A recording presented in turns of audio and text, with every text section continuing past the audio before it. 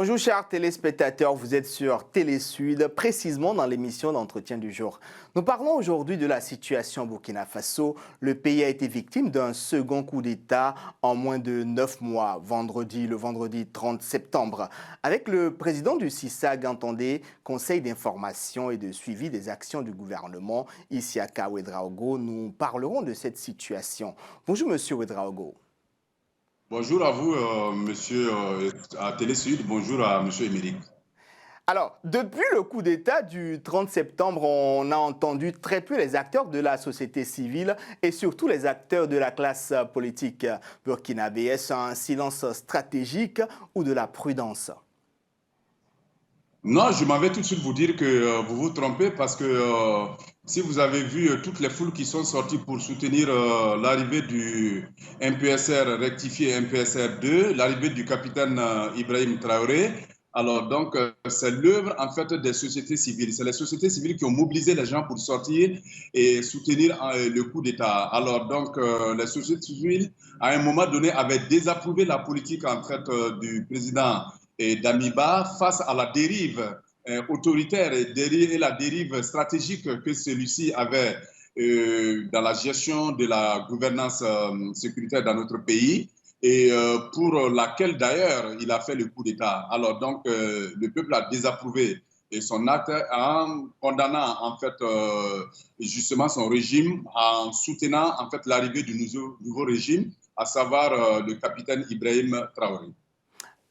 On peut comprendre par là que la société civile au niveau du Burkina Faso est favorable à ces changements de président à la tête de l'État burkinabé de manière à même utiliser la force. Oui, cette fois-ci, oui. Cette fois-ci, oui, la société civile a été unanime dans son entièreté à soutenir ce coup d'État parce que pour nous, c'est un coup d'État salvateur, un coup d'État qui vient mettre fin, bien sûr, à l'incapacité, en fait, du président Damiba et son MPSR 1 à juguler, en fait, le phénomène terroriste hors de nos frontières. Qu'est-ce que vous reprochez au juste au lieutenant-colonel Paul-Henri Sandaogo Damiba? Ce que nous reprochons au président déchu Paul-Henri Sandaogo, c'est d'abord d'avoir dit à l'opinion nationale, au peuple burkinabé, que son coup d'État a été dû au fait qu'il y avait une insuffisance de résultats sur le terrain en fait, de la lutte contre le terrorisme et que en fait, l'ancien président Roch Christian Kaboré n'arrivait pas à nous trouver la solution et que lui, il a fait le coup d'État pour nous trouver la solution. Mais dans la gestion du pouvoir d'État, nous avons à un moment donné constaté que en fait, l'objectif premier du président déchu Damiba n'était pas en fait de sécuriser notre pays, mais plutôt de s'adonner à d'autres actes politiques, à savoir la réconciliation nationale et d'autres faits majeurs, les nominations abusives, les nominations des camarades, les nominations des copains, les nominations des postes d'amis à des postes de responsabilité, des nominations de militaires à des postes administratifs, alors qu'on a besoin des militaires sur le terrain pour combattre le terrorisme. Alors, autant de dérives qui ont amené en fait les populations et la société civile dans son entièreté à désavouer en fait le régime en fait d'Amiba, et nous l'avons plusieurs fois en fait critiqué sur des plateaux télé où nous sommes invités en tout cas à donner notre opinion par rapport justement à ces dérives que le président Damiba avait en fait en son sein. J'ai envie de vous demander, est-ce mauvais de vouloir réconcilier les Burkinabés, vu que sans cette union, il serait difficile de lutter contre les djihadistes?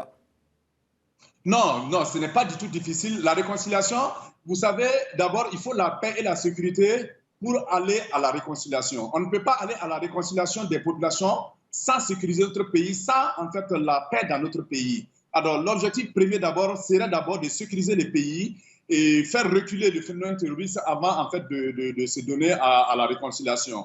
Alors donc, nous ne sommes pas contre la réconciliation, mais nous avons dit d'abord qu'il y a un préalable, et ce préalable, c'est quoi? C'est d'abord en fait la reconquête de nos territoires qui sont aujourd'hui pris par en fait, les terroristes. Nous n'avons pas l'entièreté de nos territoires. Nous n'avons même pas en fait 50% aujourd'hui, si je puis m'exprimer, en fait, de nos territoires sous contrôle en fait, de nos forces de défense et de sécurité. Donc la priorité pour nous d'abord, c'est la sécurisation de notre pays avant d'aller à la réconciliation. N'avez-vous pas peur de faire une seconde erreur? Vous avez fait confiance au lieutenant-colonel Damiba. C'était la rue a applaudi son arrivée. Aujourd'hui, la rue applaudit également l'arrivée du capitaine Traoré. Est-ce que dans 2-3 mois, on ne fera pas face aux mêmes plaintes? Non, la rue n'a pas, non, nuance. La rue n'a pas applaudi à l'arrivée du président Damiba. Si vous avez vu, on a vu des scènes de liesse populaire. Oui, les scènes de liesse populaire, à comparer aux scènes de liesse en fait, du 29 et 30 septembre, vous voyez qu'il n'y a pas match. Hein, il n'y a pas match. Parce que là, ici, si vous avez suivi les événements chez nous ici, et même rien qu'hier, en fait, les gens se sont mobilisés encore devant l'état-major des armées pour dire qu'il faut en fait Ibrahim Traoré pour diriger en fait la présidence de la transition. Alors donc je pense que nous ne sommes pas dans le même scénario. Alors, donc, nous avons, le push de Damiba, nous avons observé, c'était acté, nous avons observé pour voir ce que ça allait donner. Mais là, nous nous sommes impliqués et je pense que nous allons toujours nous impliquer dans la gestion, en fait, du MPSR 2 pour qu'ensemble, en fait, les objectifs visés soient atteints et que le but ne change plus. Les objectifs ne changent plus, comme, en fait, cela a été sous le président Damiba. La société civile se dit impliquée. À quelle hauteur, à quel niveau la société civile est impliquée dans cette nouvelle gestion qui sera conduite par le capitaine Traoré? Mais de toute façon, vous savez, nous n'allons plus laisser, en fait, nous n'allons plus permettre les dérives qui ont été, la dérive que, en fait, le régime de Damiba a eu à faire. Voilà, donc nous sommes en fait des structures de veille citoyenne. Et nous allons veiller toujours et critiquer toujours les actions qui ne seront pas, en fait, de notre point de vue, bien pour les populations, pour l'objectif visé par, en fait, le MPSR. Nous sommes là pour regarder la gestion et lorsqu'il y aura, en fait, une dérive dans la gestion, nous serons là, en tout cas, pour, en fait, décrier et appeler les populations à manifester contre, en fait, cette dérive ou ces dérives. Quelques jours après la survenue de ce coup d'État, on a vu une délégation de la CEDEAO qui est arrivée en terre burkinabé. D'abord, il y a eu des manifestations des gens qui se sont soulevés pour dire non à cette délégation. Est-ce que la mission de la CEDEAO a joué en quelque sorte un rôle ou va jouer un rôle dans l'évolution de cette situation, l'évolution positive, j'allais dire, de cette situation au niveau de votre pays?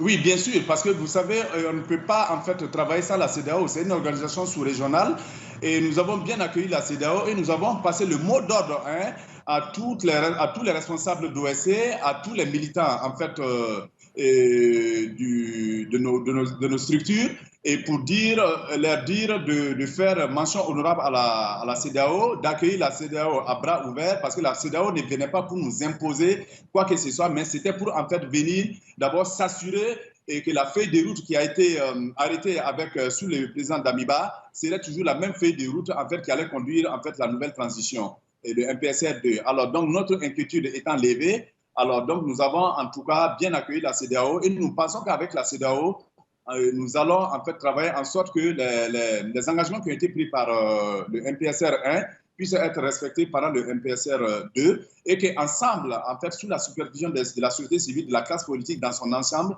nous puissions en tout cas aller vite à l'instauration, en tout cas, du régime démocratiquement élu, après que les militaires, bien sûr, au vu de l'engagement qu'ils ont pris, puissent en tout cas nettoyer en fait, le terrain pour nous et ramener nos populations dans les localités et sécuriser notre pays. Est-ce qu'il n'était pas mieux d'installer un président de transition civile que de mettre à la tête de cette transition un autre militaire, la personne du capitaine Traoré? C'est quand même une occasion de pouvoir bien faire les choses et satisfaire en quelque sorte la volonté de la CEDEAO et de la communauté internationale. Non, non, la volonté de la CEDEAO, et si la volonté de la CEDEAO n'est pas en phase avec la réalité que nous vivons ici, nous ne pouvons pas l'accepter. Alors, le capitaine Ibrahim Traoré peut diriger la transition. Nous allons peut-être nommer un ministre civil comme Premier ministre et chapeauté par un président militaire qui sera Ibrahim Traoré. Alors, donc, ensemble, nous allons voir ce que ça va donner. Et je pense que ce ne sera pas, en tout cas, de 20 mots. Et je crois qu'avec, bien sûr, cette combinaison, s'il plaît à Dieu, en tout cas, nous allons nous en sortir. Au lendemain du coup d'État, le lieutenant-colonel Damiba est sorti de son silence et a accusé les putschistes d'avoir orchestré ce coup d'État sur la base de motivations individualistes. Est-ce que vous faites confiance à ce jeune capitaine? Je fais confiance à ce jeune capitaine.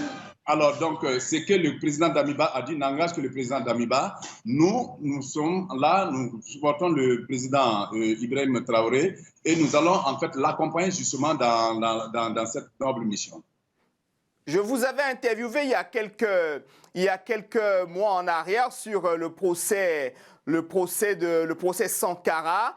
On a vu des pas posés par le lieutenant-colonel Damiba en vue de ramener au pays l'ancien président Compaoré. Est-ce que le nouveau président va s'inscrire dans cette même logique, c'est-à-dire mettre en quelque sorte de côté les décisions de la Cour en ce qui concerne ce procès sur l'assassinat de Thomas Sankara?